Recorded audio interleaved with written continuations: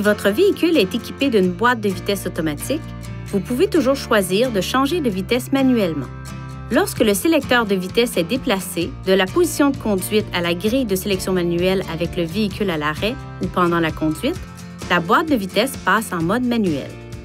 Une fois engagée, le mode de sélection manuelle s'affiche sur l'indicateur de position et la boîte de vitesse choisit automatiquement le rapport le plus proche de la vitesse de votre véhicule. Tirez sur la manette de changement de rapport droite pour passer au rapport supérieur ou tirez sur la manette de changement de rapport gauche pour rétrograder. En cas d'utilisation des manettes de changement de rapport, le mode manuel se désactive au profit du mode automatique après une période de non-utilisation. Tirer à plusieurs reprises sur la même manette de changement de rapport permet de passer les différents rapports successivement. Utilisez les rapports 9 à 6 pour conduire dans des conditions normales sur l'autoroute. Utilisez le 5e rapport lorsque vous conduisez sur de longues montées ou pour vous servir du frein moteur sur de longues descentes.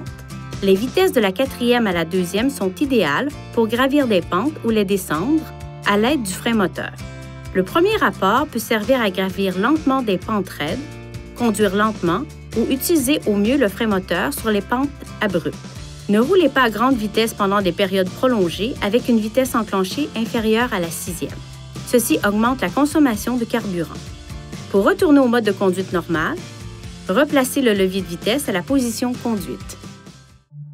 Veuillez consulter le manuel du conducteur pour obtenir des renseignements importants concernant la sécurité et les limites du système et pour en savoir davantage au sujet de son utilisation et de ses caractéristiques.